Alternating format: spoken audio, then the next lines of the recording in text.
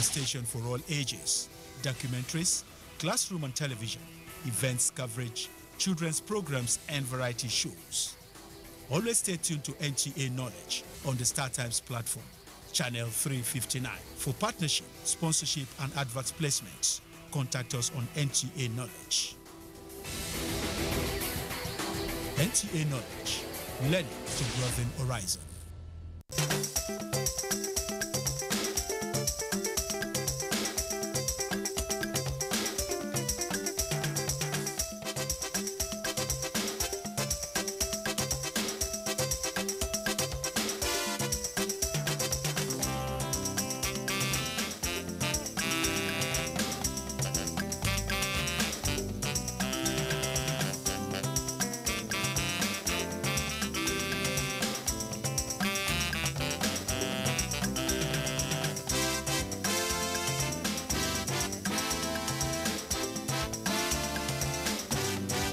NTA Language. Jama'a masu kallon labaran NTA Hausa barkanmu da warhaka. Ni ne Ekukale lo de yin wa su kude de ya. Igbo murum kachano.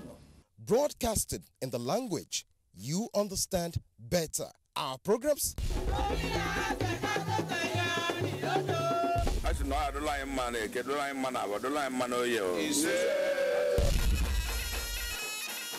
transmitting on the StarTimes platform 24 hours. Àwọn onímọ̀ nípa ètò ẹ̀kọ́ lórílẹ̀-èdè Nàìjíríà. Hukumar tara kudaden haraji ta ƙasa.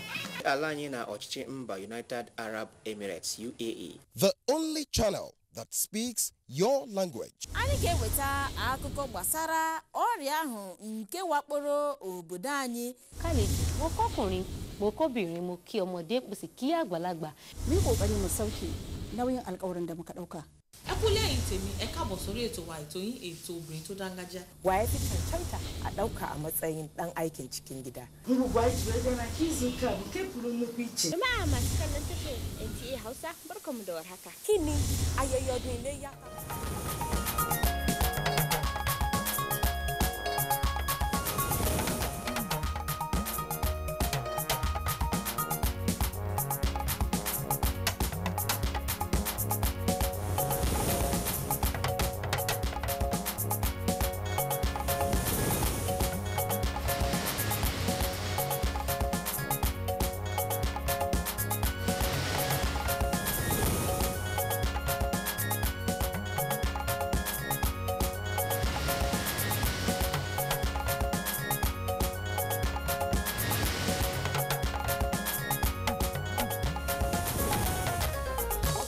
With the salary arrears and promotional arrears is that we're going to pay over a 3-year period. Federal Executive Council moves to pay debts owed to contractors and employees.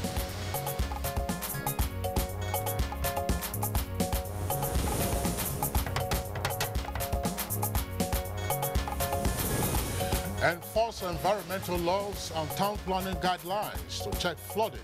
Federal government tells states and local governments.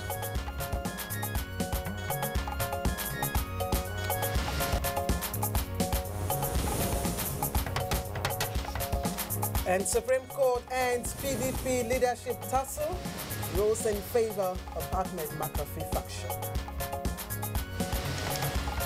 The Supreme Court is correct. There's nowhere else to go. What it means is that the party must go back, put his house in order. And on Good Morning Nigeria today, we shall focus on the People's Democratic Party post-Supreme Court judgment.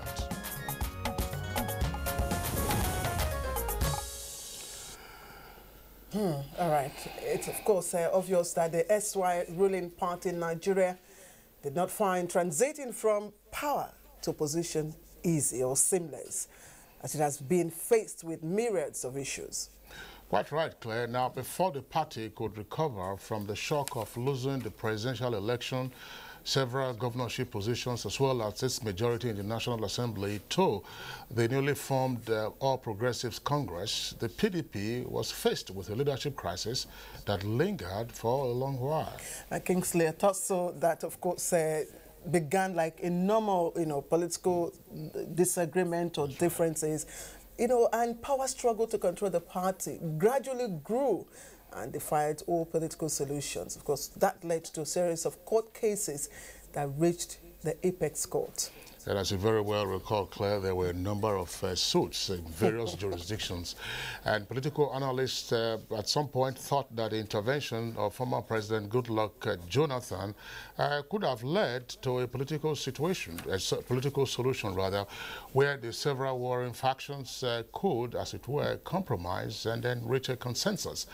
But that certainly was not to be, as both factions, that's McCarthy, as well as the Sheriff-led factions, continue to maintain their respective positions. Well, Kingsley, you know, there was so much talk about a political solution which would have led to a win-win situation for both parties. Both factions. Both factions, I beg your pardon. But that didn't happen. And of course, as usual, a court judgment, will make one party a winner and leaves the other loser. But this is often seen as not very good, of course, for any political party. Of course, as the saying, the common saying that a house divided against itself will never stand. It's bound to collapse. Oh, well, that's the saying. And I'm sure yesterday the political leaders were already saying that, look, no victor, no vanquished. But we do know what the issues are when you go to court in Nigeria. And a decision is reached, as we have seen in this particular case. Now, the judgment by the Supreme Court yesterday has generated quite some divergent views and also raised questions over the capacity or the ability of the PDP to quickly get over the leadership crisis that it had suffered for well over a year now, and now play the role expected of it as an opposition party in a democratic setting. All right. Now that there is a winner and a loser in the tussle, the questions to ask will be, will the loser eat the humble pie and submit to the winner to work towards making the party what it used to be? Or will the winner be magnanimous and embrace the loser? What should be the next step for the party? That's, of course, the PDP. And how will party reconciliation begin and forge ahead? Are the insinuations that both factions had plans B, which includes dumping the party for a new one if the court outcome did not favor either of them? Is it going to play out? Questions, Claire, and questions, many more questions. Fortunately, we're going to have on the program later in our discussion segment our guests who will seek to provide answers to these questions. And as you very well know, politics and the platforms that politicians use to play their trade often can be quite shifty. But we saw PDP rule Nigeria for 16 years, and APC, of course, has been on now for 2 years plus. But we'll be taking a look at PDP post-Supreme Court decision on Good Morning Nigeria today. My name is Kingsley Osadolo, and I welcome you to the program, reaching you as always on the network service of the Nigerian Television Authority. It's a live program. I am Claire Delabu Abdul Razak, and as always, we're always very, very happy to have you join us on the program. It's always our pleasure. In the course of the program, we have our usuals, including newspaper review. We'll bring talking business in a short while, sports, foreign, arts and entertainment. Of course, we'll be taking the rare. But right now, let's see what news are trending, of course, in the national press. Ogwa Vivian Onyedibia is our guide. Ogwa, good to see you. It rained cats and dogs, as we normally say. Honestly, the rain was, and I woke up as early as 3 a.m. with the thunder and lightning, and I've not been able to close my eye. Well, I'm here now. Good morning, Kingsley. Please don't close your eyes, Welcome to the news desk. The Federal Executive Council has approved a proposed process to validate and pay inherited federal government contractors and employees' liabilities.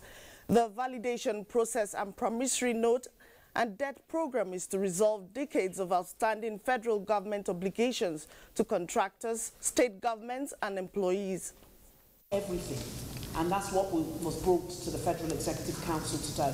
What's going to happen with the salary arrears and promotional arrears is that we're going to pay over a 3-year period because the amount of money is quite significant, so we need to take it over 3 years. That includes military pension board, monies owed to PENCOM, monies owed to police pensioners under PATAD, promotional arrears, and I think 28 days.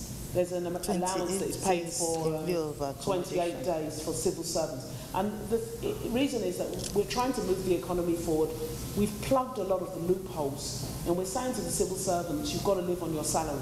If you say that, then you have to pay them what, you know, you're legally obliged to pay them. Because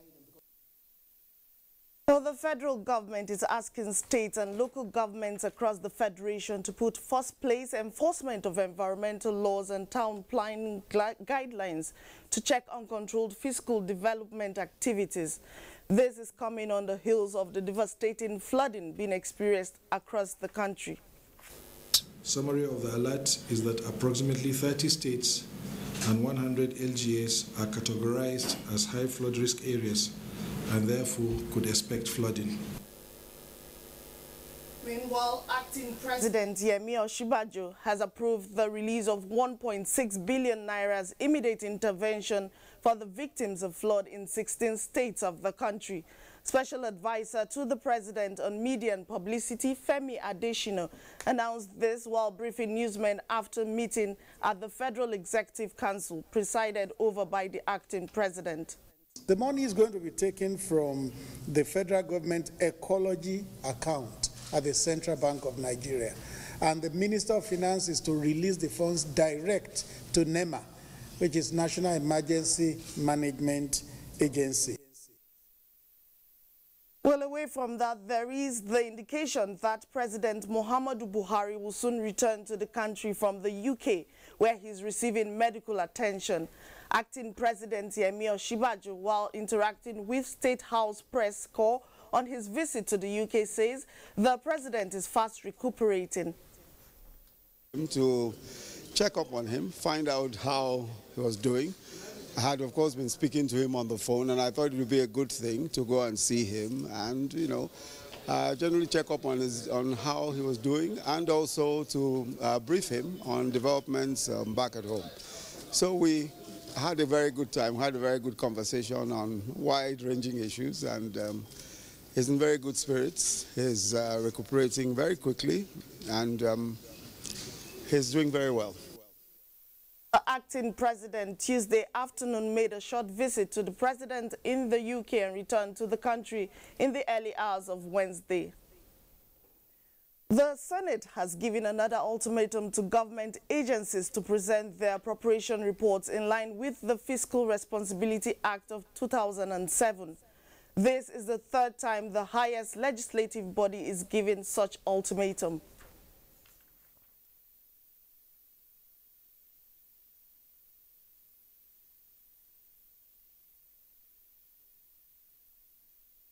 Today is the 12th of July, midway into the year. We are yet to officially receive the budget proposals for the agencies listed in this schedule. Many of these parastatals and agencies does not have any board or existing board to approve these budgets. And still on the legislature, the House of Representatives has adopted a motion calling for protection of persons who testify before the National Assembly.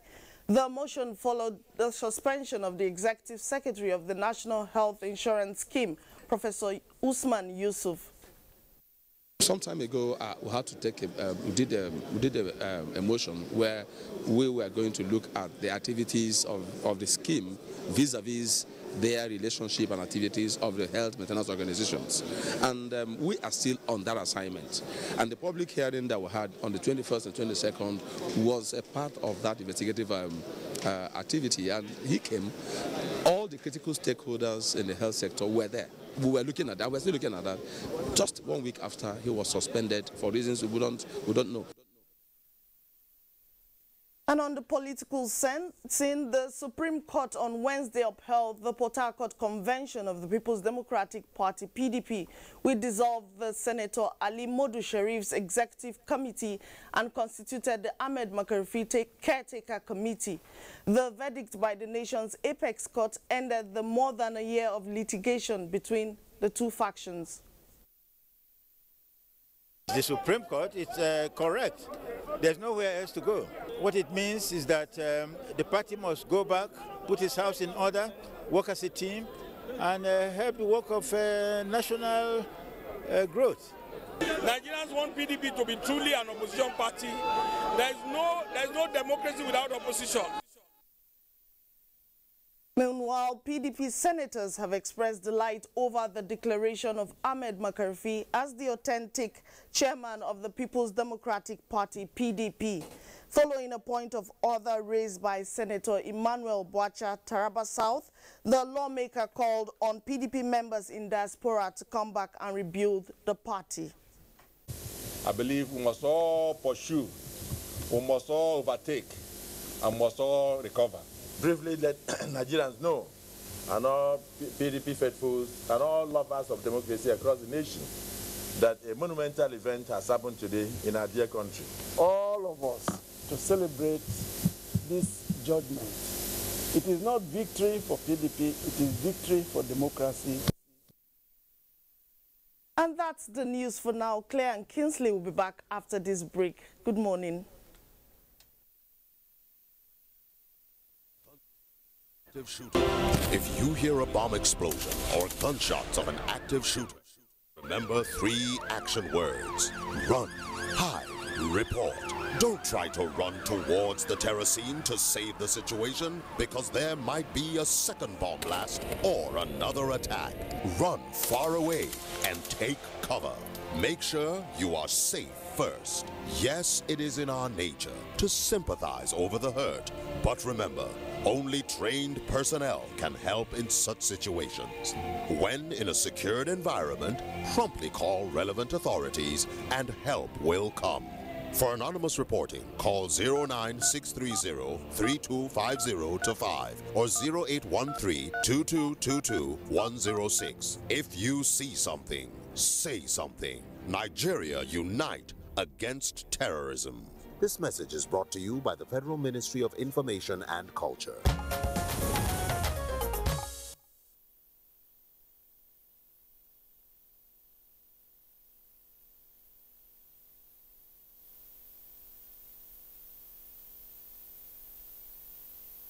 Kingsley, time to talk business? Absolutely. The federal government, of course, is collaborating with the private sector to develop indigenous products and technology.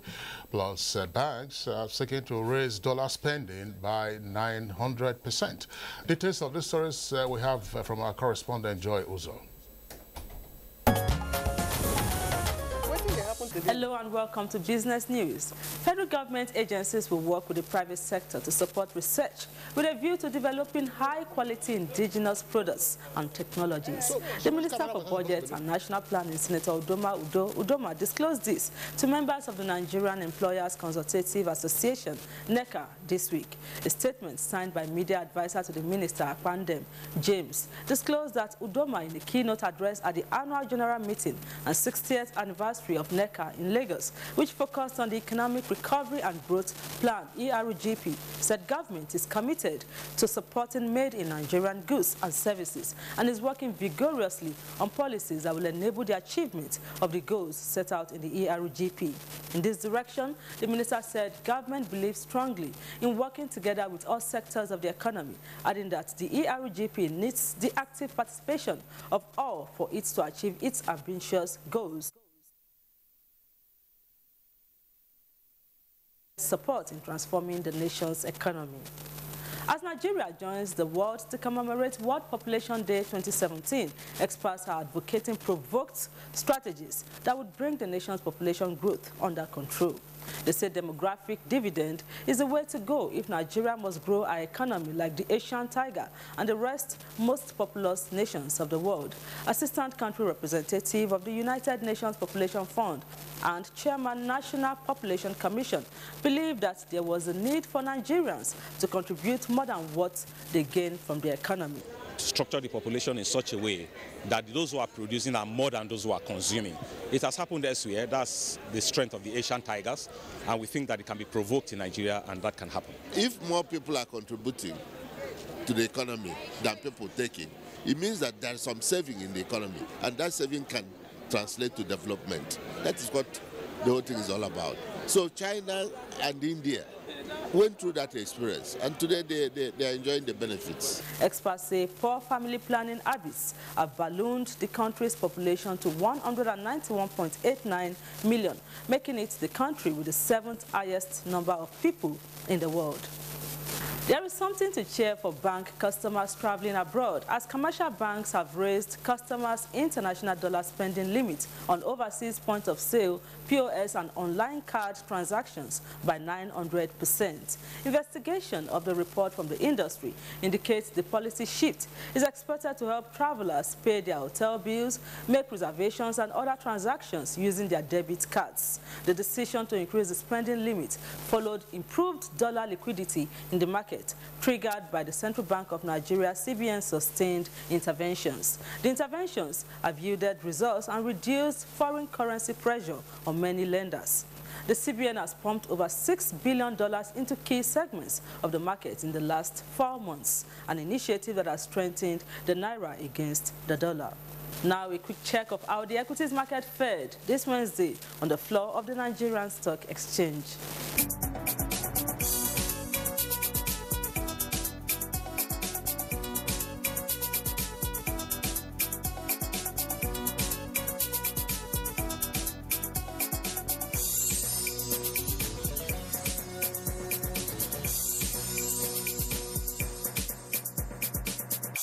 That's it on Business News. I am Joy Uzo. Thank you.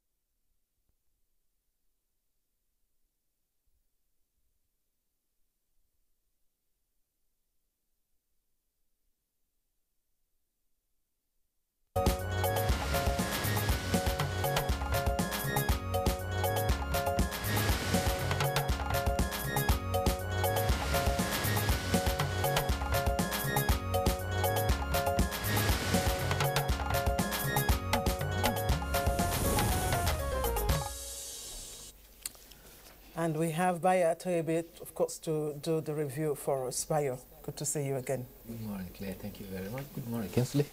Good morning, Nigeria. All right. Kingsley, you've got the most papers. No, well, I have only three. This the lead story for most of the papers that we have, I think with the exception of the one that you have. But the story that has come onto the front pages of the papers we have this morning, of course, has to do with the Supreme Court decision on the PDP leadership tussle. So we just go through the headlines one after the other for the various papers. The Nigerian pilot. The Nigerian pilot has it as a double-decker headline. It says, PDP crisis over as Supreme Court sacks sheriff. And it has 3 riders. Endorses Makarifis chairmanship.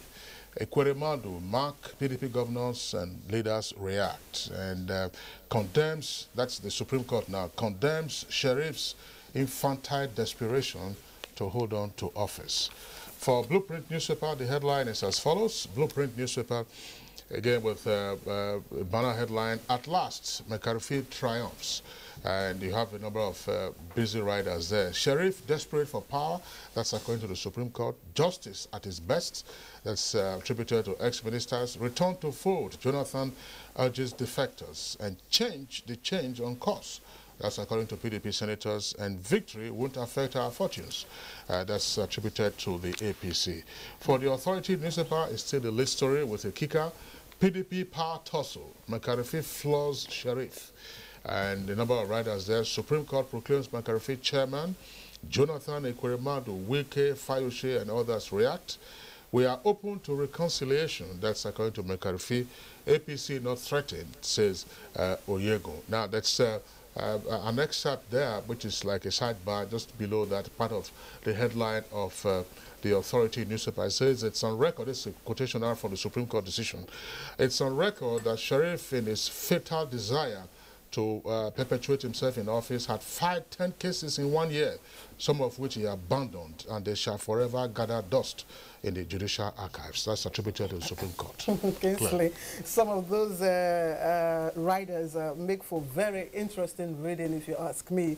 I think it's only the Daily Trust, although that story enjoys a front page report, or it's not the lead story. But let me take another caption now, which of course is from the Leadership newspaper, and it says, PDP citing infantile desperation, Supreme Court sacks sheriff. Now, listen to the writers there. It says, he fallen short to remain in office. Verdict victory for democracy. That's coming from McAfee. And then Sheriff keeps mum. Now, Jonathan, that's ex-president, preaches unity, judgment inconsequential to us, that's coming from the ruling party APC. It will position PDP for return in 2019. Now, this is a position that has been widely expressed by, of course, governors, ex-ministers, of the party. That's the lead story on the front page of the leadership. But a quick look at the other story just below the nameplate. Federal government okays payment of 2.7 trillion naira contract liabilities. You can read up the details of that story on page 7. Just beneath that, PMB recuperating fast, returns soon. And that's coming from acting president. Details of that again you can find on page 7. But there's another story that's trending at the bottom of the paper. Restructuring only possible through constitution amendment. Restructuring only possible through constitution amendment. That is attributed to Dogara. Details of that on page 4. Let's bring in Bayo Atoyobi. Bayo, we've got our hands full with all the different captions of what transpired yesterday. Well, already the National Caretaker Committee, led by Senator Ahmed Makarfi, had already taken over the national headquarters of the the PDP. Yes, because this followed the Supreme Court ruling yesterday, which was predicated specifically on 2 issues. And one of the issues was that the party was struggling. The party, as stipulated by the Constitution, had validly removed Senator Ali Modu Sharif as chairman of the party on his May 21st, 2016 Port Harcourt convention. The Supreme Court actually lamented that the majority judgment of the Court of Appeal of 17 February was a perverse of justice. Meanwhile, Senator Ahmed Makarfi has also called on all that he is open to reconciliation based on equity, equality, and values. He says the victory is not just for the People's Democratic Party, it is for democracy. It affirms the powers of political parties. The convention as the supreme authority of political parties. Meanwhile, former President Goodluck Jonathan has called for unity. He says the judgment shows Nigeria judiciary deserves respect and commendation. He urged party members to draw inspiration from General Yakubu Gowon's "No victor, no vanquish." He called on all those who have left the party because of the leadership issue to return to help build the party. Well, however, our hearts must go out to the people in Borno State. You recall that yesterday on Good Morning Nigeria, the issue of suicide bombing, particularly in the University of Maiduguri premises and precincts, was the subject that was discussed. Only soon after that, 23 persons were killed in 4 suicide bombers who struck in Maiduguri. 7 of the persons who killed were civilians, 12 others belonged to civilian JTF. The Commissioner of Police, Damian Duru, has confirmed this, and apparently they have now shifted attention from the University of Maiduguri premises to other parts of the city. So there is need for real vigilance in Maiduguri because the suicide bombing is going on ascendancy. That's right, that's right. But yeah, that story that you just took now is there on the front page of the Authority newspaper, above the nameplate of the Authority newspaper. Authority that you said 19 killed, that's what it's saying, 19 killed and 23 injured in Boko Haram attacks. The story is in greater detail on page 4 of the Authority newspaper. Now, 2 other headlines beside that headline is federal government to clear 2.7 trillion naira owed workers and contractors, and Burete lauds Governor Gwanye's support for Army's water project. Now, also there on the front page, below the photograph, on the front page of the Authority newspaper is Buhari high spirits returns soon, and that's attributed to the acting president. And very quickly, Claire, let me take other headlines from the Blueprint newspaper. Below the nameplate of the Blueprint newspaper, federal government spends $4.5 billion on steel importation annually, and this is attributed to the House of Reps. Details on page 14. Senate gives CBN, NNPC, SEC, and others 7 days to submit budgets. That's on page 9. Floods. Oshibajo orders release of 1.6 billion naira to 16 states. Senate to federal government, take over Lautech now. And Hajj 2017, we can't control exchange rate. That's according to the National Hajj Commission, that's NACON, that's on page 9. Also there on the front page, of course, you have at the foot of the front page, below the photograph, on the front page, you have two other headlines. One on the president, that's Buhari recuperating fast to return soon, again attributed to Oshibajo, and shuns reps on ministers designate. Now, there's the last headline there. It says Nigeria begins exportation of refined petroleum in 2020. That's 2.5 years from now. All right, are you done, Kinsley? Yes, I'm done with all right, let's focus on Daily Trust now. Daily Trust has the lead story, what Buhari or Shimbajo discussed in London. That's the lead story. You want to find out details of that, you can go to page 5 for the continuation, and you can see the picture story taking the front page there. A little below the nameplate, why we ended Intel's monopoly by NPA MD, also trending on the front page. Now, how McAfee defeated Sharif at Supreme Court, you can find the details of that on page 35. Reps demand recall of suspended NHIS boss, it's on page 3. And federal government okays 2.7 trillion naira for pensioners, contractors, and others. And of course, Kingsley and Bayer, you recall that the presidency also ordered release of 1.6 billion naira to 15 states. Yes, 16. Yeah, 16. That's said. But let me just before Bayer comes in, Claire, there's two stories here from the courts on the front page of the Nigerian Pilot newspaper. It says one below the nameplate says appeal court clears FCTA to collect entertainment tax. FCTA stands for the Federal Capital Territory Administration. That's FCTA is been cleared to collect entertainment tax. That's on page 2. And then below that, at the foot of the front page, another story on the court says on page 11 in greater detail, appeal court delivers 232 judgments in 2 weeks. Bayo.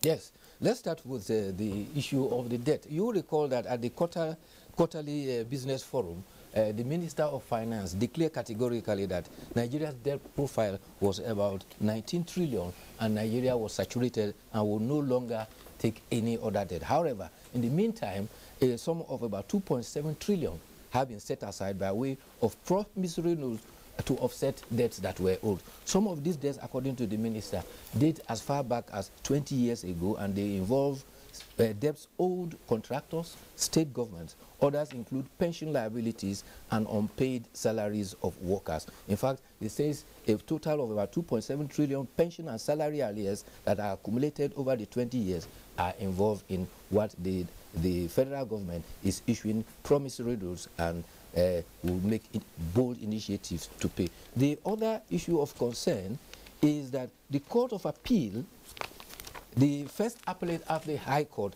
has set a record. It had delivered 232 judgments in 2 weeks. How did they do that? The president of the Court of Appeal, Zainab Bukachua Justice, set up 5 state tax forces, and these tax forces took up cases.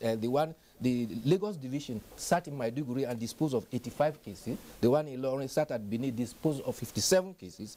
The Ekiti own worked at Enugu to dispose 38, while the one in Sokoto disposed of 31 cases that when it sat Abuja. The one in Yola sat at Port Harcourt and handled 21 cases. This is to ensure that they attend this before they go on the vacation. Meanwhile, the acting president, Professor Yemi Oshibajo, says President Buhari is very much in good spirit. He's recuperating fast, and his humor is still there because he spoke with him over 1 hour. There have been other speculations. Governor of Ekiti says it is the contrary. And if you follow the sequence, the first to bring information about his fast recuperating was Dr. Ojuzo Kalu. And only last week, Mrs. Aisha Buhari says the animal's prayers have been answered, which was an indication that he was recuperating. So choose who to believe between Pastor Professor Yemi Oshibajo and whoever is saying something contrary. However, all right, all these speculations. Bayo, thanks a lot. It's happy news that the president is recuperating fast. I mean, if anybody breaks down, of course, the wish is for him or her to get well pretty fast. And in this case, it's happy news once again. Bayo Atoyebi, thank you for being with us today. We'll see you tomorrow. Thank you too. All right, it's Good Morning Nigeria. We'll take a short break now. When we return, we'll be discussing the PDP on the heels of the Supreme Court decision sacking Amodu Sharif. Oh boy, climb this thing now. No be only to connect lights. Come you and yourself now. Now wow. Oh boy, calm down now. Oga Kasali electrician who would they look for with this? Oh, Oga Kasali. Come help us fix this wire now. Sorry, I no longer carry out illegal connection. It puts the lives of people at risk and can cause fire outbreak and disrupt power supply. I will never be part of anything that has to do with this any longer because change begins with me.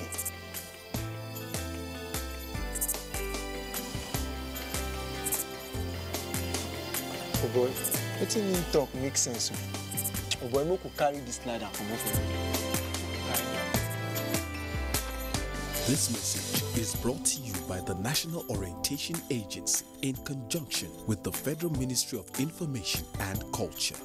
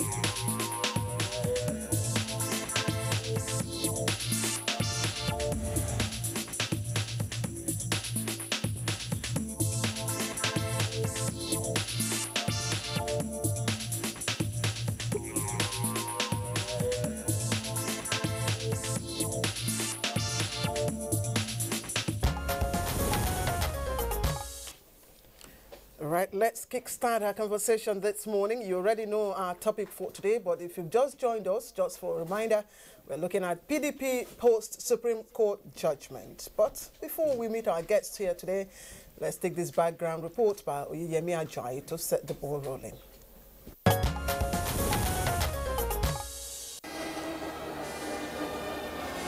May 29, 2015 is not only recognized as the day the country's baton of leadership changed from the hand of the People's Democratic Party, PDP, to the All Progressives Congress, APC, as well as the election that changed PDP from the status of the ruling party to that of the opposition party. But it will also go down memory lane as the genesis of the tussle at the PDP. The loss of the presidential election to the APC orchestrated the resignation of the party's national chairman, Adamu Muazu, who had earlier promised to resign if his party loses the election. The mantle of leadership shifted to the then national vice chairman, Uche Secondus, in the capacity of an acting chairman. The zoning formula of the party, however, raised questions in the leadership. Consequently, top PDP stalwarts met and Alimadu Sharif was brought in with a mandate of organizing party convention to elect new leadership. A parallel convention was held in Port Harcourt by some state governors and the party leaders, where Senator Ahmed McCarthy emerged as the leader of the party's caretaker committee.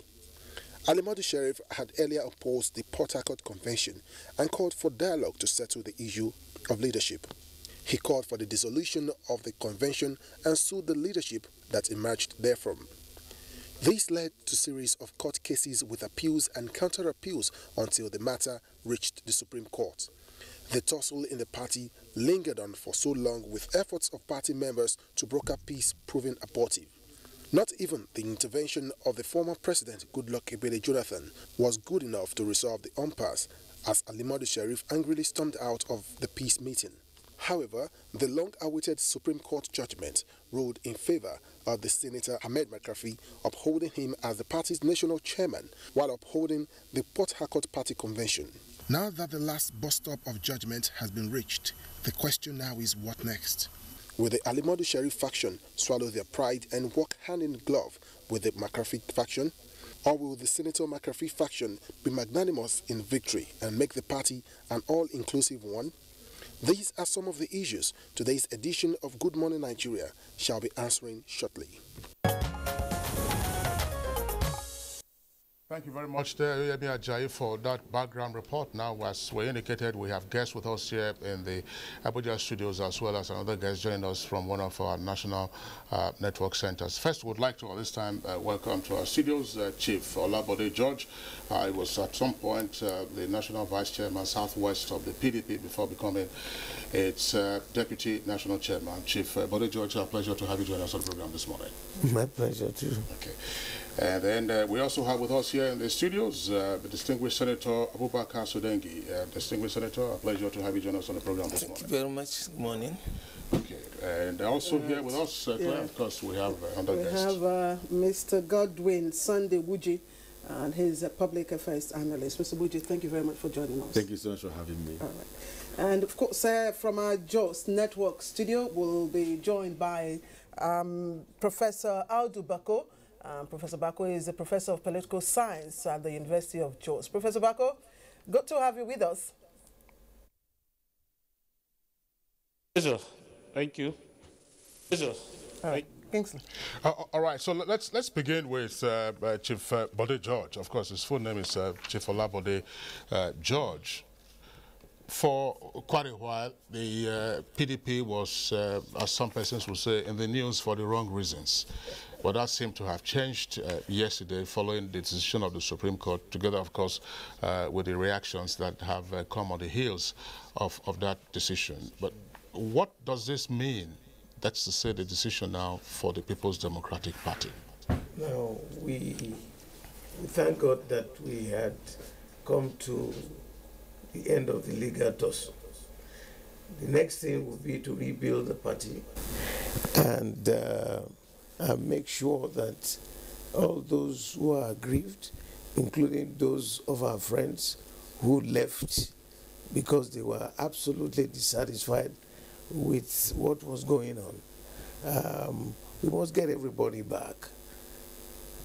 Let's reconstruct, redesign, and go back to the tenets as laid down by the founding fathers. They're still there. And I have a very strong belief that we will come out very quickly within the next 2 weeks on the programs of the way forward. You know, we can't just jump into the array again without making sure we tidy all the loose corners. And I have no doubt in my mind that we're lucky because I've been in government for 16 years. We had the experiences of governance, and those who brought us to the situation up till yesterday would also realize that the most important thing to do in a political organization is to have a very, very strict respect for the rule of law. The constitution of any party you are is sacrosanct. And so it was an experience for us. You know, when you are cruising for many years in charge of government, in charge of so many things, we tend to forget. It happens to everybody in the world. But thank God we ran into a bump, and that bump woke us all up. All right, it was a wake-up call. Okay, let's pause for a while, Chief, and bring in Senator Abubakar Sudengi, who also, you know, former senator of the Republic, Federal Republic. Let's look at the value of this judgment, because a lot of people have described it as it's victory for Nigeria. Yeah, it's victory for democracy. You know, it's a victory for constitutionality and arbitrariness. That's quoting the ex-president now. So what does it mean for our democracy? Thank you very much, my sister. Like the elder have said, it's a lesson to all the political parties. And in every given situation, an association is governed by its constitution. And here we are, like he said, PDP had ruled this country for 16 years before they were oozed out in 2015. When they went for their convention, instead of them to go with the tenets of their constitution, some said no, they would never abide by that. And that impunity was the order of the day in reckless abandon by the PDP. I'm a victim. I'm speaking as a witness. I was there in 2011. I was shortchanged. I loved everything. 2015, the same thing. I even loved the party. Before even this crisis, I left when Adamu left. The constitution said the finality of every decision lies with the convention. And when the convention took place in Port Harcourt, there were two gentlemen that went to court. Don't hold this election, especially with these two of our offices, because we've just been elected. They say, okay, we are not going to hold that election. Or generally, they have even postponed the election. And then they say that same convention say, okay, we have constituted a caretaker committee, which is the finality. Even in a company, when the annual general meeting took a decision, it's binding on all members. And then some people say, no, we don't agree. That's what brought about this 14 months of lingering, and that almost sent everybody packing in PDP. At the end of the day, they went to court, and I'm happy. The lesson that had been taught is that, like everybody had been saying, the court is the last hope, not only of a common man, even of enlightened and troublesome political shooters and leaders who don't believe in doing the same according to what the tenets of their constitution have said, or in our constitution, but they believe in impunity, they believe in imposition, they believe that they can do it, they're playing God. What the court have done is not even to save the PDP, to come back to its limelight, if it can, and bring in the people, but all political parties, 40 of them that were existing and 5 that have been added, that they should play this game with decorum, with the tenant and every Nigerian. My dear sister, what is happening is that people don't believe that God gives power. They believe they are money, they believe they are godfatherism, whatever they call it, and that's what we have found ourselves. Okay, so let's hold it for a while. Thank you. Mr. Buji, do you think that... Kisley, you want to... No, okay. let's do you think that what has happened yesterday, the judgment of the Supreme Court, will it now, make for a clearer democratic process, among political parties? Of course. That is why some of us are very excited as a legal practitioner, because before now, when the convention was slated for Port Harcourt, that decision for the convention was taken by the National Executive Committee of PDP, which Ahmadu Sharif was part and parcel of. So when they went for the convention, Ahmadu Sharif alone stood up and said the convention will not hold again. So if the decision had gone otherwise, that means would have been a serious crisis in the country, because party as it is would have been abrogated. Party will now revolve around just one person alone, which is the national chairman. Because now the NEC have taken a decision, a national chairman pulled out, and was saying that is what's supposed to be. No, that cannot be. Because the decision was taken by the enlarged body of the National Executive Committee, which are part and parcel of. I'm not sure you never say that the Port Harcourt Convention was not taken by a NEC. It was agreed upon that a convention should be held in Port Harcourt, where he presided over.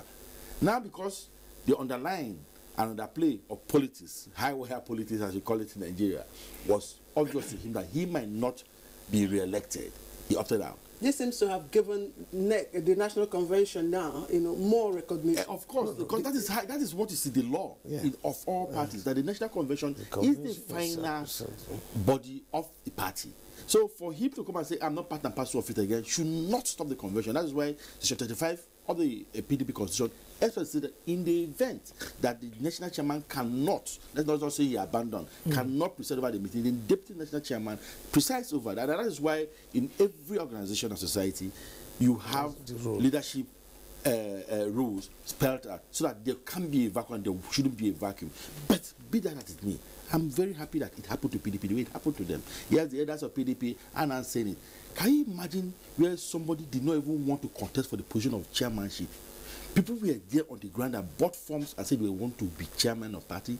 The party left all those people and went and invited somebody that was sleeping in his house to come and take over the party, and then want to use him, they don't want to use him. It got so, for whatever it is worth, I was happy Modu Sharif gave them the headache he gave them, so that at the end of the day, impunity will be lessened and we will go by the laws. There's no rule in PDP that says if you don't have it is absurd that I'm not a staff of NTA because all of a sudden they say 2 of you are not competing again. I'm sleeping somewhere. You come and say I should come and present. Why will I not give problems if I can? So it's very good for PDP, and this is a sign of one-to-one political parties. Work according to your laws. I might not be competent. You might not like my face, but give me the position if I have indicated interest. Not somebody that have no willingness or desire to be chairman. You brought him, and then you think I'm toy him and play with him. It doesn't work that way. So PDP brought this upon itself. Of course, that's right. Mr. Gordon Abuja, thank you very much. Yeah, let's go over now to our Just Network studios where we are now introduce Professor Gambo. He's Professor of Political Science at the University of Jos. Professor Gambo at the University of Jos, of course, you'll listen to the other guests. The first question, of course, to ask is, what's your reaction to what's unfolding on the heels of the comments made by some analysts that the factional leadership crisis in the PDP was actually going to spell the death knell of the political party, but the Supreme Court decision would appear to be a new lifeline. What is your thought? Thank you very much, Mr. Kingsley. I think the Supreme Court judgment of yesterday has finally cured PDP of its life-threatening disease, because one could see clearly PDP was drifting, and how it was going to reverse itself was something that one can only imagine. And so when the Supreme Court pronounced the McCarthy-led faction as the recognized and the legitimate, leadership of PDP, I think it was a welcome relief. And I think that PDP as a party must have learned its lesson in a very bitter way, because this is a party that has ruled this country for 16 years, and from nowhere they lost election to an opposition party, and instead of reflecting on what has gone wrong, where did we get it wrong, they started, intra-party fights, intra-party feuds, and I think so many people have left the party on account of that. People use that as an excuse, to defect from PDP to the ruling APC party. And I think that it's a big minus for the party. Yes, we are not saying that you don't expect this kind of contradiction in a political party, because every political party has a life of its own. And therefore, for PDP to allow the crisis, to get to this stage, I think the party has invariably undermined the foundation upon which, the founding fathers founded the party in 1998. All right. Well, stay with you, Professor Gambo. You just talked earlier now that PDP has been rescued, as it were, from a life-threatening disease. But what, from your perspective, are the likely prospects?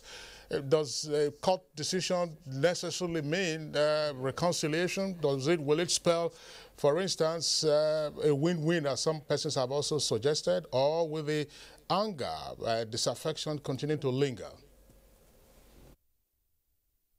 I think, to me, the most critical task before PDP now, after the Supreme Court verdict, is for the party to set up what I call reconciliation committee. And the committee must be composed of men of honor and integrity, people who have the interests of the party at heart, and people who are experienced enough in promoting this kind of reconciliation, because so many people have left the party. How they are going to win them back to the party is a major task one is waiting to see. And then secondly, even as it is now, there are some aggrieved members who are still in the party, but I'm sure they are just there in name. Their spirit is somewhere else. Because of the love perhaps they have for the party, they are still in the party. Otherwise, they would have left just like others have done. And therefore, I expect that men of honor and integrity in PDP must come together, strategize, and see how they can promote, reconciliation. And I think that this judgment should not be viewed as a win-lose verdict. It should be a win-win for the party because it has rescued the party from a life-threatening disease, like I said earlier. And therefore, all of them must collectively be involved in the task of reconstructing the party, in the task of rebuilding the party, and in the task of upholding the values of a political party. And what I mean by that, the value of internal democracy within the party. A party is not run on the basis of personal whims and caprices of an individual.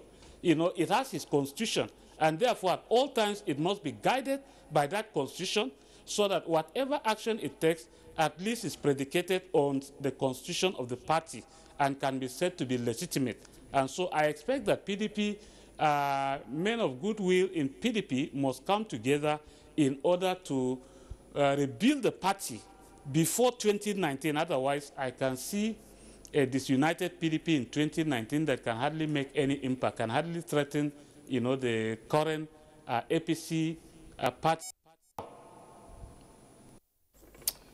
All right, thank you, Prof. Let's get back to the studio. And just before we get back to Chief, let me speak with the senator. You've listened to Professor Gambo. Yeah. Members of the party have always described the seemingly intractable tussle as a family affair. But we know what happens when a family takes its matter to the court. It leaves in its wake bitter pills. Now, we've also listened to the faction of Modu Sharif say that, look, whatever the court's decision is, that he would abide or comply with it. But there have been several court cases. Might there be a hidden agenda on option B, as have been variously insinuated, or will this put pay to the whole issue? Thank you very much. Before I answer or attempt to answer your question, let me clear an impression created by my colleague that elders of the PDP. I am no more in the PDP. I'm a new brand APC member in the last 1 year or so, because the same impunity imposition sent me out of PDP. As Adamu Madu was living, I also lived. That's the impression. Number two, yes, like we've both been conversing, if there's sincerity of purpose, if the PDP leadership are really out to go back to the founding fathers' thinking and vision of moving this country forward and enshrining true values of democratic institutions like we've seen in other climate, US, whatever, they must bury their ego. It must be me or my son or that man and the rest of them. Number two, like has been said by the professor, they must go by the tenet of the constitution of the party. And let them not play to the gallery. Okay, yes, we have lost this election, we are not going to go with you. McCarthy should have a large heart, himself and all his members. Those who have left, I'm not sure. Do you see that happening? That's my question. I'm not contemplating going back, personally speaking for myself. And there are many people who will not go back because once beaten, they say twice shy. So many people have been injured by PDP impunity, and I'm not sure if they have learned any lesson. If they had learned lesson, they couldn't have gotten this case lingering for 14 months. But for whatever it is worth, it is lesson to all other political parties that we should be sincere in this management of affairs of political parties. It is not your own estate, it is not your own family affair, it is for Nigerians. And anybody who subscribe, give him a level playing ground and let a popular candidate from the ward, local government, state be given a chance, and whoever he wins, allow him. But I'm not sure if they have learned their lesson, but we look forward to see whatever they're going to manage this. The most important thing is that certainly the court have taught us a big lesson that, look, whatever you're doing, people are watching, and we are here, we would also do our own bit. That's my own belief. All right, thank you very much, Senator Sodengi. Yes. Chief Bode George, first, what are your reactions to the points articulated by both Senator Sodengi and Professor Gambo? Let me fill in the gap here. What happened in PDP in Port Harcourt? There was a NEC meeting. I'm still a member of the Board of Trustees of the party. So, a member of NEC. Yes, you know, our law says if one member of the executive resigns, you go back to that same zone to replace him for the period of the tenure. Now, Mdu Sharif chaired the meeting, and once the NEC has approved that there should be a convention, it doesn't have to be an individual to reverse it. It has to be NEC. Mm-hmm. Now, putting the record straight, he took a form, that Sharif, to contest. The moment, and he completed the form, returned the form, and went for screening. He has ceased to be chairman of the party. Because you can't be the judge and the jury at the same time. Now, we went to Port Harcourt. He went for clearance. He didn't succeed because he didn't have his membership card attached to the form. He didn't have the tax clearance certificate. So the screening team did not clear him. So, coming to the convention, they told him that you cannot contest. And he walked out. Having walked out of the convention, he went to have a press conference where he now declared that the convention will not hold. You see, but if he has been a long-standing member of our party, like my distinguished said there, he would have known the ropes, he would have known the rules. That took us on this wilderness journey. But for me, as a staunch member of this party, it is a lesson. You know, God didn't say you won't have tribulations. But if you have tribulations, get back to the Holy Book, read his thoughts in the book, follow what is just, what is right, and what is equitable, and you pull out. I want to convince you, my brother, because he was a very respectable, responsible senator of our party from Nasarawa. Let me tell you, you said, haven't been beaten twice shy. You cannot jump from frying pan to fire. The other political party, the APC, they are struggling to find their feet in the system.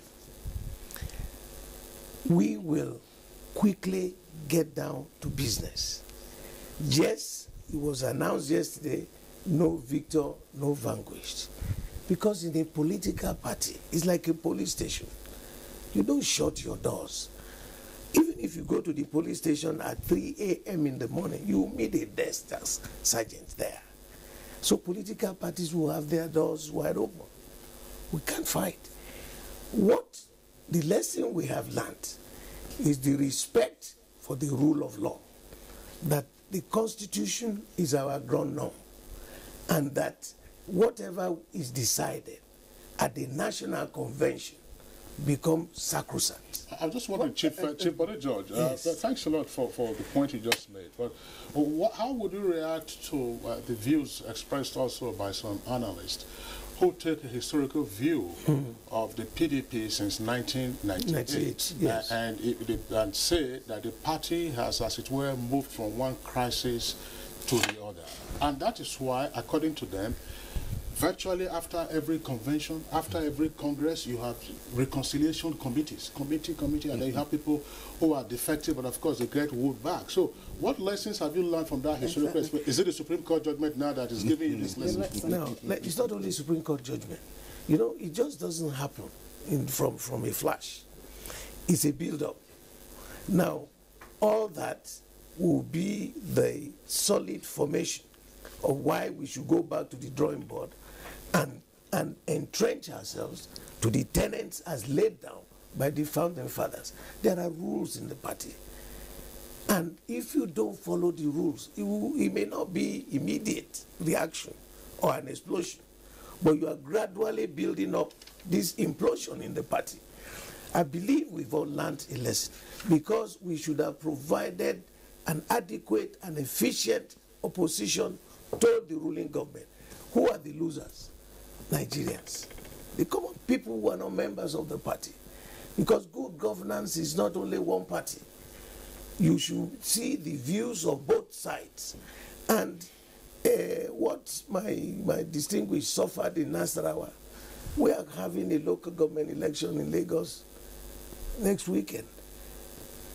You know, there was also a landmark judgment against the APC last Friday in Lagos, in Odiolowo local government.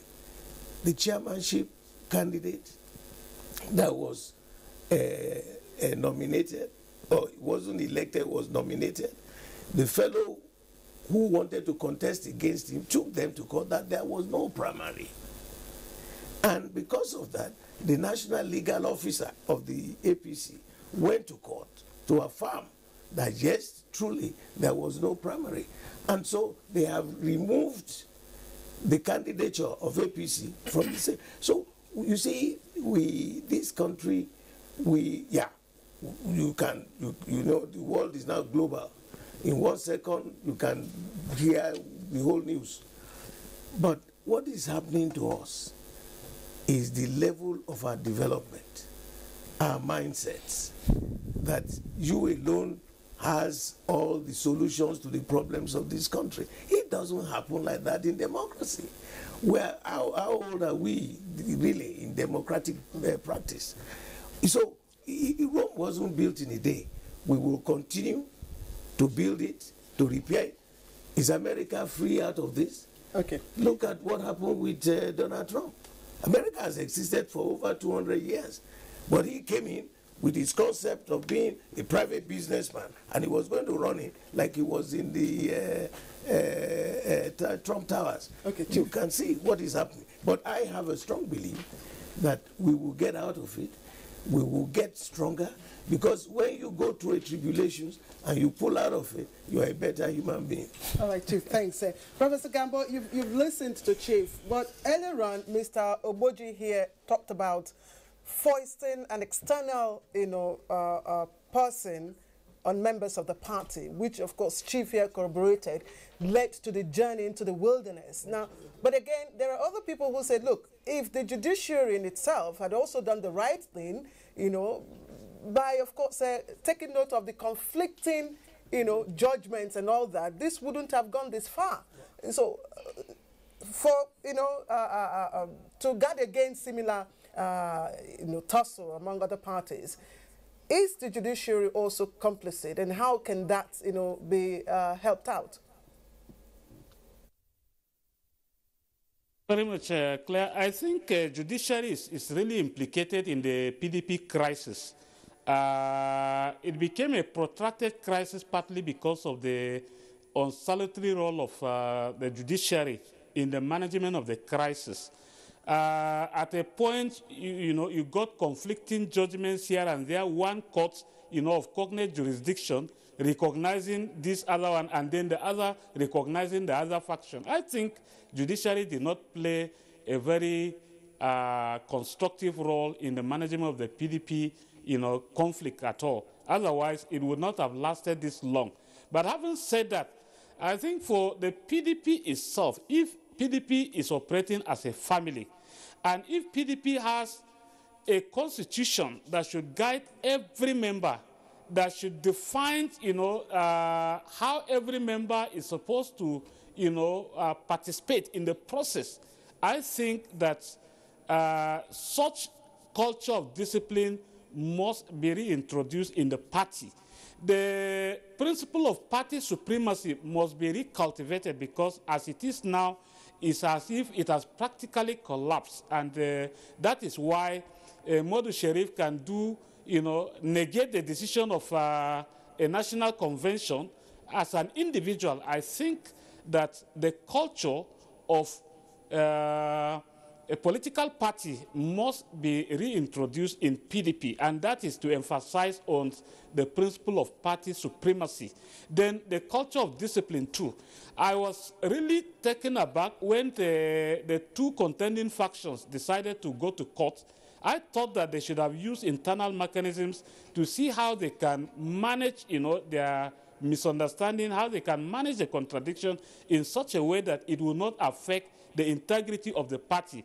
But like I've said earlier, they have lost so many people to other, rival political parties. How they are going to win them back is a big task that one is waiting to see how PDP is going to engage with those, especially like Senator Sodengi has said, that he is not considering going back to that same house, at least certainly not in the near future. So how they are going to reach out to those people to win them back, to tell them that they are born again, and that all those disabilities they inflicted on them that necessitated their leaving the party, how they are going to convince them, I think it's an uphill task. I'm waiting patiently to see how it's going to be carried out. That's right, Claire.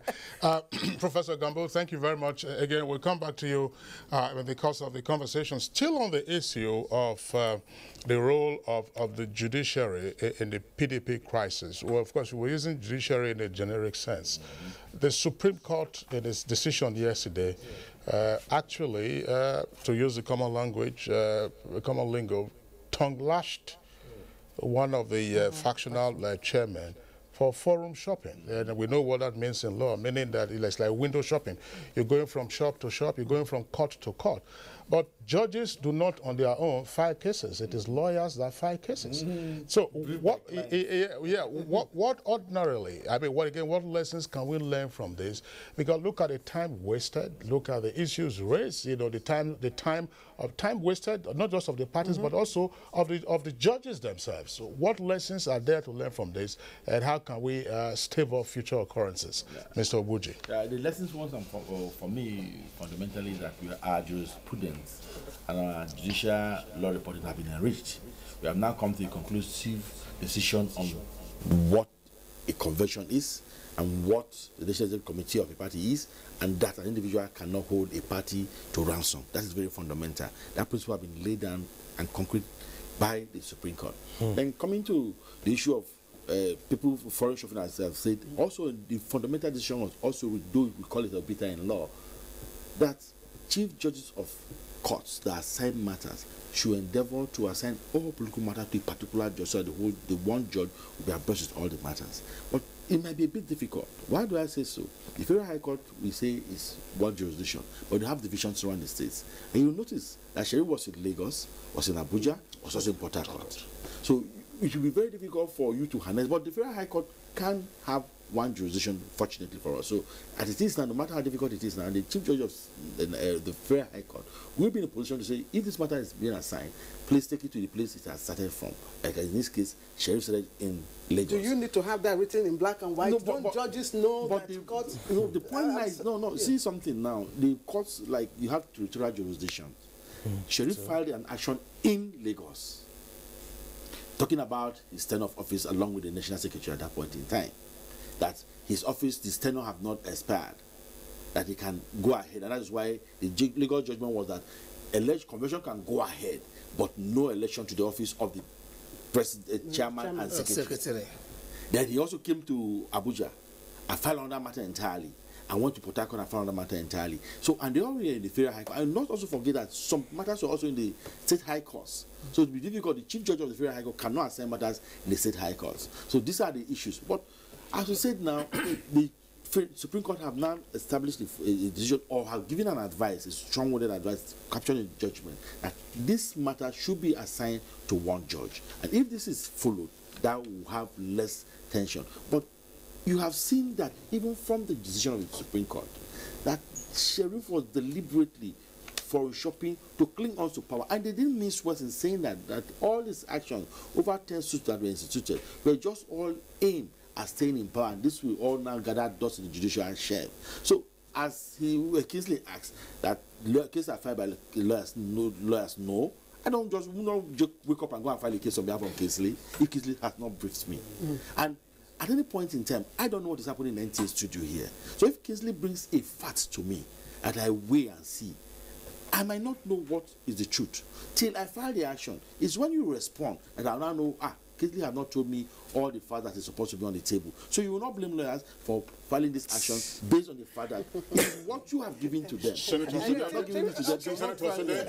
Sodengi, you're also a lawyer like Godwin Obuji. What's your take on this? Before we get in, Chief I thank you very much. Let me start by,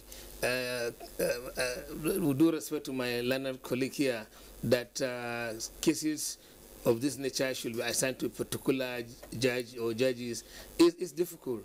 There are pre-election cases and there are cases that are taking place after the election, whatever. Like we are having problem now, let's have judges that are assigned only corrupt cases, which has to do with our amendment of our constitution. That is number one. Number two, what we have seen is certainly a pointer to all of us that we must be sincere to ourselves in whatever we're doing. And let me mention here quickly that with the beauty of our judicial system is that if a judge thinks that he can collect money or do whatever he thinks he can do, there's an upper court that will say, no, what you have done is wrong, and they lambast you and they spoil your record. You may hardly go even up there. Justice Abdullahi Limau, with due respect, I must mention his name, gave a judgment in Port Harcourt and affirmed that the decision of the convention of the PDP is sacrosanct and that it stands. They went to court, Ali Sharif went to Court of Appeal in Port Harcourt.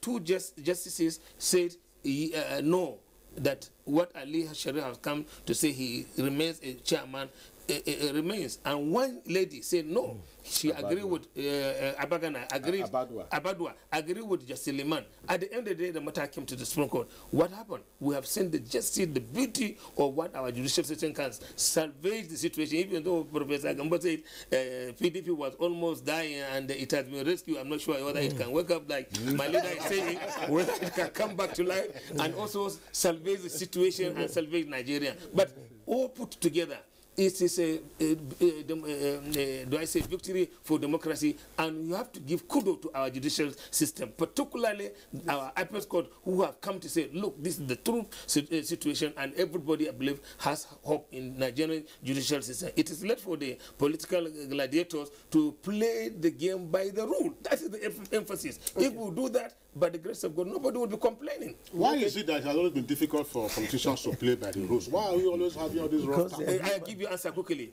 People playing God, they want to come to power at all costs, and when they come to power, they don't want to be answerable to the electorate, and they want to enrich themselves, and at the end of the day, that's why everybody is complaining. If Nigerian politician will play the game by the rule, and when you come to office, you know that serve Nigerian, I swear to God, Kingsley, nobody will be complaining. We have a lot, everybody that will be happy in this country if you want to play the game by the rule. Chief Judge, could the road have been shorter if these conflicting judgments from different courts, you know?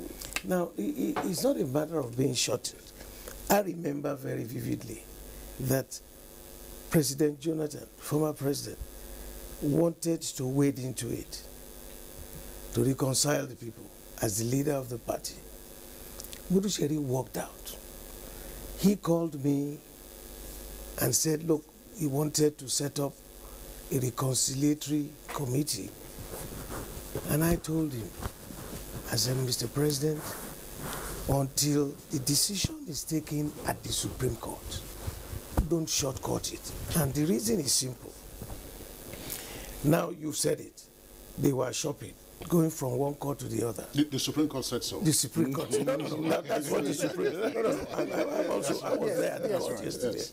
It was an observation of the Supreme Court. And they not lambasted, but there should be also some kind of punishment on the judiciary to prevent judicial rascality, or what the lawyers call the abuse of the court process. I'm not a lawyer, but I'm educated. No, judges don't abuse the court process. That's whatever, whether it is lawyer or they are all the same lawyers become judges, isn't it? Of course. When you have several conflicting judgments. Yeah, on the same. So on the same issue. No, not on the same issue. The facts are different. Each of the cases are different. Sheriff went to Lagos and said, the election should not be held. Look, whether you turn it like this, or turn it to the left or turn it to the right, the real issue is the greedy man. The greedy man comes out of education, out of civics training from way back as you are growing up. Even developed countries are complaining about certain behaviors. Human behavior doesn't know ethnicity. He doesn't only think that this man is only Nigerians that do that. It's part of the education we should give to our children, that you cannot continue to disobey the rules. If you disobey the rules, there are punishments for you, irrespective of who you are or where you come from. That must be embedded, not only when you are already grown up. You should have started from primary school. Now, the issue of us either coming back or not, you will see that the old aged story of the old man, when a child is trying to cut a tree in the bush, it's the old man who knows where that tree will fall. You will see that the PDP, we will come back very quickly, stabilize ourselves, and you think the other political parties are completely independent of this kind of quagmire? All right, no, we will just pause for a while, and then, when we come back after the tweet, we'll now begin to look at, going forward for the PDP. That's right. So other issues. Let's take reactions from our viewers who have sent in tweets. You can, of course, send some more through our Twitter handle. It's at NTA GMN. Jacob Lloyd tweets, the judgment yesterday has just put PDP back as an opposition. I'm happy for them. Let them put the ruling party on their toes now. PDP should try and reconcile with aggrieved members and push forward. There's Anambra election in November and Ekiti next year. Clifford Agugwesi tweets, judgment reflects a Nigerian judiciary on an introspection and restoration path. It is a victory for democracy and opposition parties. Festus Akimboyewa tweets, the Supreme Court has given the PDP an opportunity to come out of the wilderness, but it will have no peace if there is no genuine reconciliation. And SMB Johnson tweets, beyond the Supreme Court judgment, the PDP must restructure to provide robust opposition to safeguard Nigeria's democracy. Obianuju tweets from Abuja. He says, one that crowned himself king will uncrown himself later. Thank God for the final judgment. And Dele Jack Solomon tweets, now that the Apex Court has finally ruled, it's now imperative that the party leaders appeal to their aggrieved and skewed party members. Mike Ayanko tweets, the Supreme Court verdict on the PDP is a victory for democracy in Nigeria. It is now incumbent on the leadership of the party to play a virile opposition. And Festus Akimboyewa tweets, PDP should focus on reconciliation, re-energize their base, and stop putting their members through any more trauma than they've already endured. Like that. Johnson Solomon has this tweet. I'm very sure that the PDP as a party has gone through the refining fire of trial and has been finally refined. All right, so the Smithy. That's those are the tweets that we have. Chief Body George. You can see all kinds of congratulatory messages from the tweets and authoritative messages as well, and some persons might say even saccharine aspirations. But one question that some observers have also tended to ask, to which there's been perhaps no satisfactory response. This crisis which the PDP has been through, is probably the longest in its history since 1998. And the dramatists personnel are very well known. And the one question is, how did Sheriff come into the picture?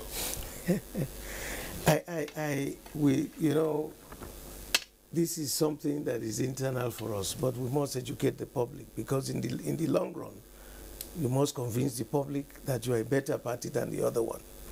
Now, like I said, when Muazu left the party, by our constitution, he left as chairman. And because the chairmanship of the party was zoned to Northeast, you had to shop for somebody from that zone to finish his tenure.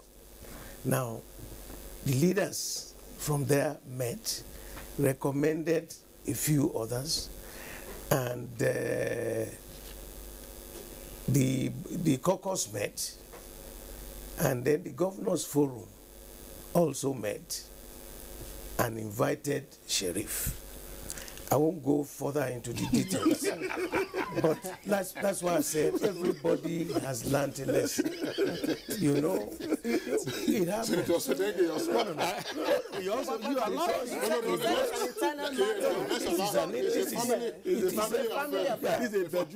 This is a lesson for us that no group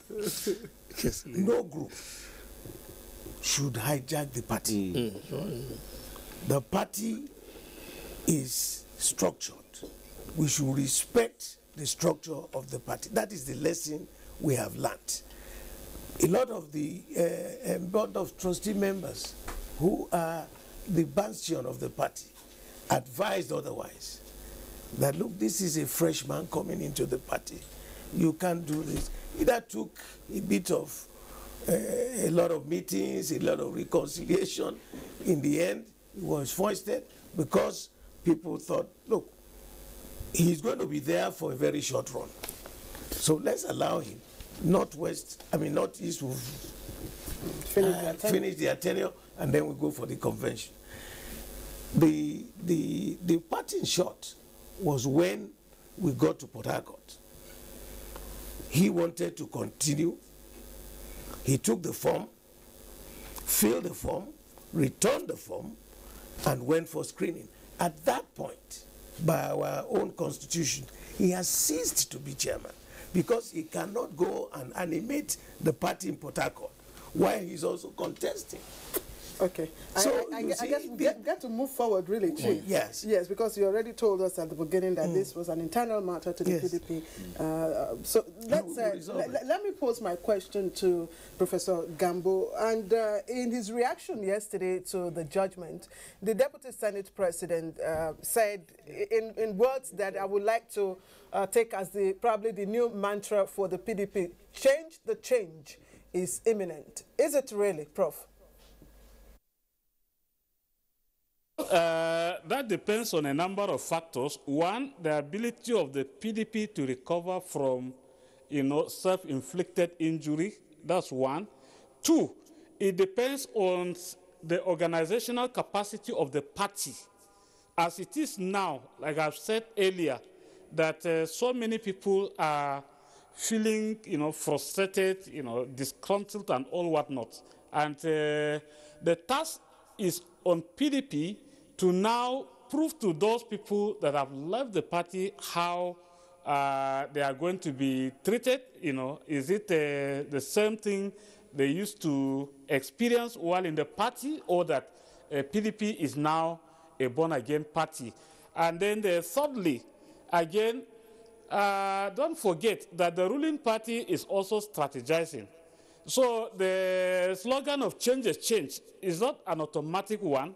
It depends on their winning election in 2019 before they begin to think about change the change. And that is what they should have been doing right from 2015 to date. At least they should be strategizing. They should be articulating their campaign manifestos, and all that, so that at least in 2019 they have something to sell to Nigerians. They have issues that are worthy enough to attract, them electoral support of Nigerians. That they have not been doing.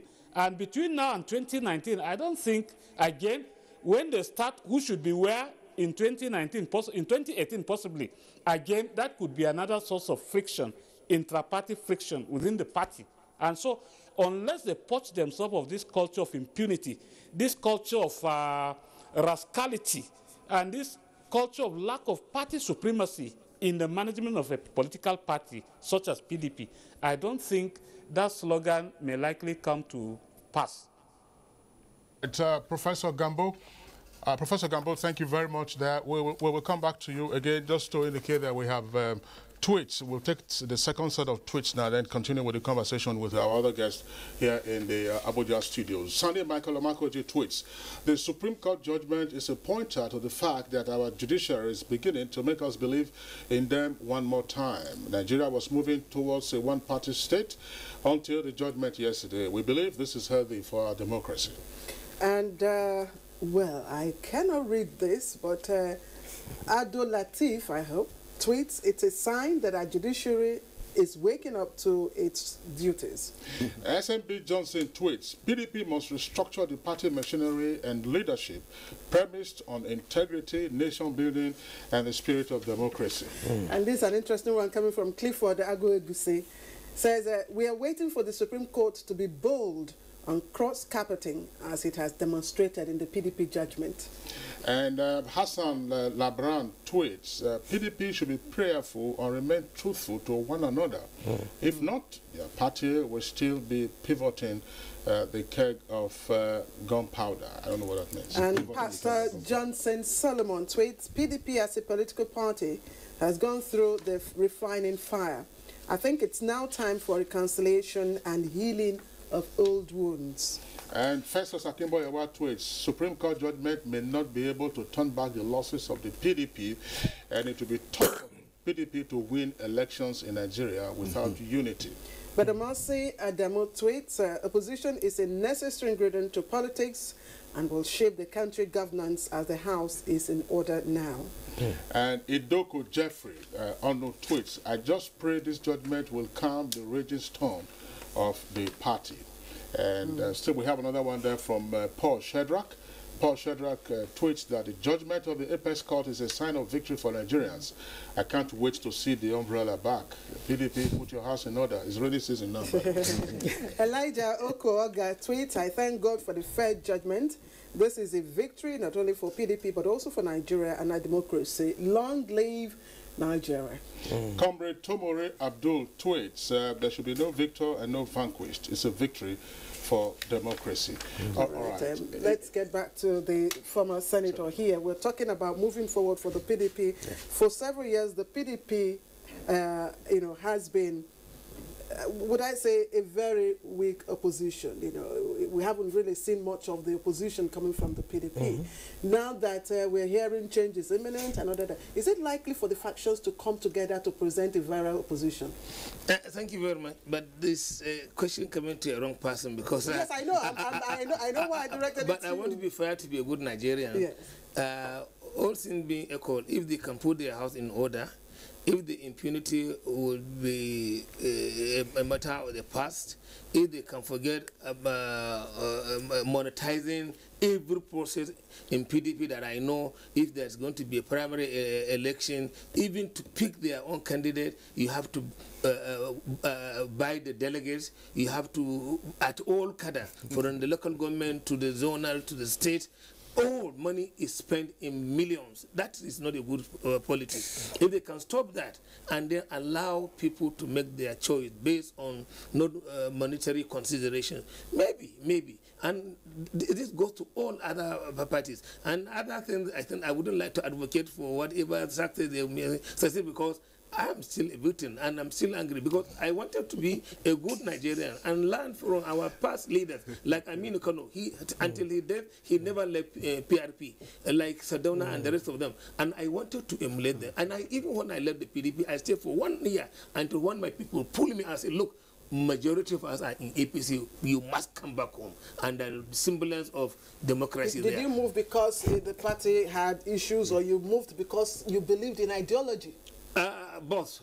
One, the ideology of serving a talaka or a common man.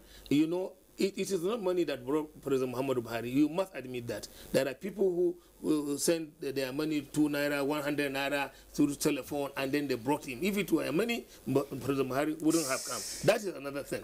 Number two, I believe that there was a semblance of democracy when they went to Lagos and elected their own party, Biara. Here in Abuja, everybody was caged, don't vote any other person, one person.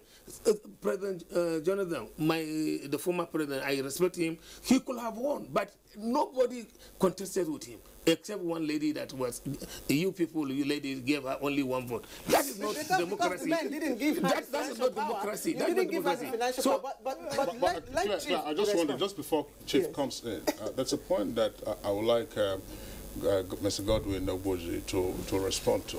Look, some persons believe that the factional leadership crisis was merely an aggravation of the serious injury, almost fatal injury that the PDP had suffered after it lost the presidential election.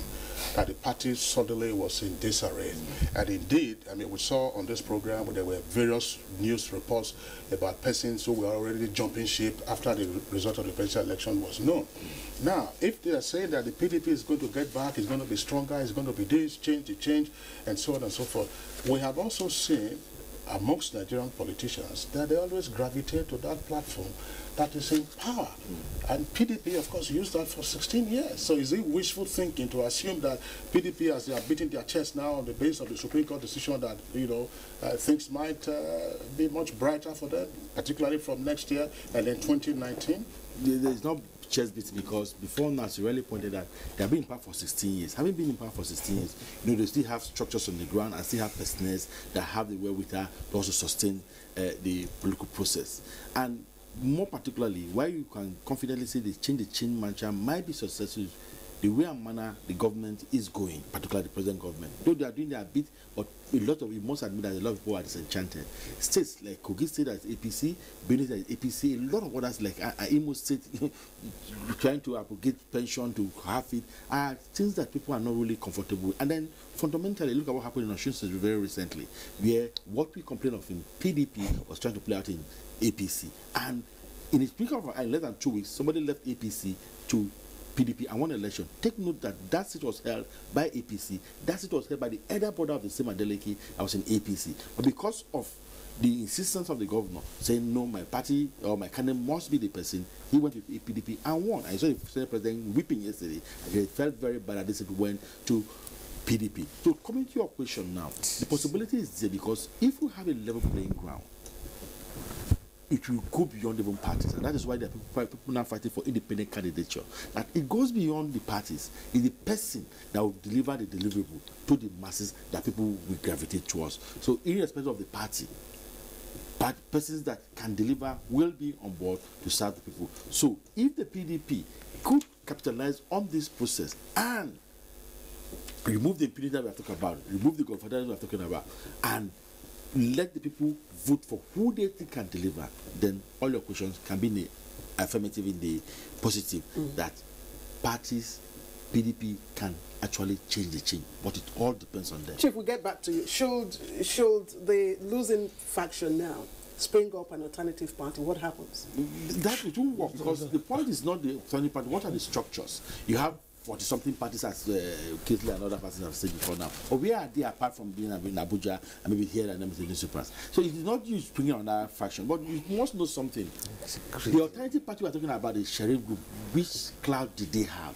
The bulk of the PDP were in the maker. We can't close our eyes to that fact. There's nothing that the maker, a sheriff faction can do. One is not a grassroots PDP. He has been a politician, but he just came to PDP very, very recently. So which cloud does he have? Who apart from Hope Uzodinma and 1 or 2 persons in the House of Rep, who follow Sheriff? Well, who follow Sheriff? Well, that's a rhetorical question. Chief, you've got the last say. Now, let me be very, very factual here. Like I said, the founding fathers came up with a very brilliant concept for Nigeria, of our party. That concept of the 6 geopolitical zones, how did it come about? They had looked at the First Republic, you know, the majority in the north, the minority in the north, the majority in the south, the minority in the south. Nobody bothered about the minorities. Nobody. But when they came together, Chibolage from southwest, Alex Ekweme from southeast, Jimo Bodo, Papa Solomon La from Plateau, Surimi, and the old man Chiroma, just to mention a few, came together and thought, look, why don't we form? They were all against General Abacha contesting as the sole candidate for the all 5 political parties, if you remember. Now, when these 5 leprous fingers. That's what that was the way the late Chibolage described it. But when they came, these were people who would never be under the same roof for any political discussion. But they came together because of this country, the love they have for Nigeria. And I don't want people to lose the sight of where did PDP come from. They now came up with these 6 geopolitical zones: northwest, northeast, north central, southwest, southeast, south. You know, we don't have that. I'm sorry, Chibode George, just we are pressed for time. Now, let's get this historically correct. It was actually Dr. Alex Ekweme at the Constitutional Conference of Abacha, 1994 to 1995, that made the proposition for the 6 geopolitical zones before the formation of the PDP. What I'm saying is this. If he made it at the National Constitutional Conference, is it in our national constitution? But it was an idea. No, it was I'm not talking about the idea. Yeah. The point was, all these people came together. If one man could sell that idea to them, it became accepted. And it is embedded in our own national constitution. That's the PDP constitution. And that has helped democracy for the last 16 years. You know, look back into history too. No time had we been able to rule without any interruption. Now, having done that, it means there are 6 topmost positions in the land. To go further, that these 6 top positions, each zone will have 1. Chief, I'm afraid I have to quickly now tell us, what would you now do moving forward to present as a very opposition? Just in less than a minute, sir. Okay. It's a pity that you... But the point is this. If you have to look back into our history and know where we are coming from. We are not just a congregation of strange bedfellows. We have the tenets. The taproot of our party is strong and is embedded. How did we win the election in Osun State? Because the people, party people, Adeleke also, like he was discouraged and left. The late Adeleke, he was a senator of our party, left for the APC because he was disgruntled about the process of the governorship candidature. And then when he died, his brother came back to the party because he saw a worse scenario in the APC. And we welcomed him. And he went for the election and he won. So it's not a matter of doubting. You know, you take a child who is just born today and you take another one who is 16 years old, who will be a bit wiser.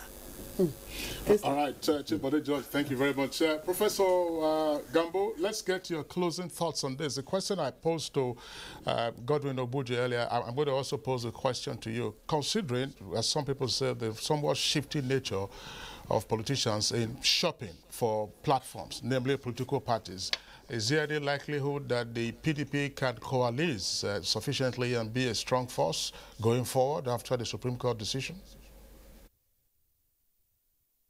That is the most critical task for the party at this time.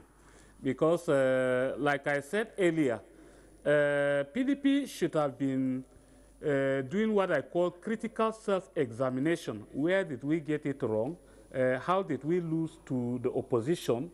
Bodejo's statement that, look, somebody who was 16-year-old and then 3-year or whatever, I don't think that should count in this case.